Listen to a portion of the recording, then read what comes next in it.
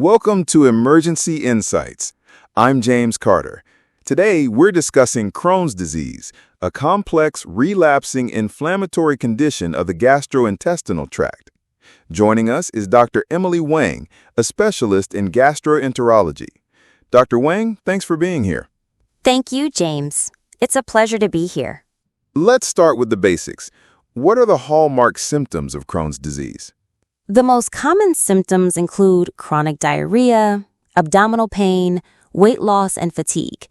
These can range from mild to debilitating, depending on disease severity and location. And how is it diagnosed? Is there a definitive test? There's no single diagnostic test. Diagnosis relies on clinical evaluation, lab tests, imaging, and endoscopy with biopsy. It's often a process of exclusion. How severe can the symptoms get? Very severe in some patients. We see intestinal strictures, fistulas, and even life-threatening bowel obstructions. Others may have periods of relative stability. Are extra-intestinal manifestations common? Yes, inflammation can extend beyond the gut, affecting the eyes, skin, joints, and liver. It's truly a systemic disease. What about pediatric patients? Children often present with delayed growth, delayed puberty, and nutritional deficiencies. It can severely impact development if not recognized early. Is remission possible? Yes, many patients experience remission, either spontaneously or with treatment, but relapses are common. Do we know what causes Crohn's?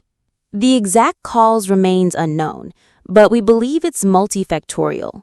Genetic predisposition, environmental triggers, and an abnormal immune response all contribute. What are the key risk factors? Family history is a major one. Most patients are diagnosed before age 30. Ethnicity plays a role. It's more common in white populations, especially those of Ashkenazi Jewish descent. The smoking impact Crohn's? Absolutely. Smoking increases both the risk and severity of disease.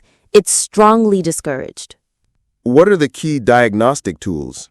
Blood tests to check for inflammation and anemia. Stool tests to rule out infections. Colonoscopy with biopsy and imaging like CT or MRI enterography. Is capsule endoscopy useful? Yes, especially for small bowel involvement. It allows direct visualization where traditional scopes can't reach. Let's talk treatment. What are the goals? The primary goals are to reduce inflammation, induce and maintain remission, prevent complications, and improve quality of life. What medications are commonly used? Aminophthalate, corticosteroids, immunomodulators, and biologics like anti-TNF agents. Therapy is tailored to disease severity and location. And surgery? Surgery is often needed for complications like strictures or fistulas. While it's not curative, it can significantly improve symptoms. How important is diet in management? Diet plays a supportive role.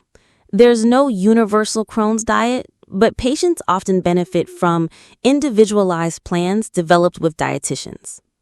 What are some serious complications? Obstructions, perforations, fistulas, malabsorption, and colorectal cancer. Regular monitoring is essential. And mental health? Very important. Depression and anxiety are common. Psychological support and peer groups can make a huge difference in long-term outcomes. Are there lifestyle changes that help? Yes. Smoking cessation, stress management, regular exercise, and adequate nutrition all help stabilize the disease. Dr. Wang, thank you for sharing such critical insights. Crohn's disease is clearly a challenging condition, but with informed care, patients can still lead fulfilling lives. Absolutely. Early diagnosis, multidisciplinary care, and patient education are key to better outcomes. That wraps up today's episode of Emergency Insights. I'm James Carter. Stay informed and stay safe.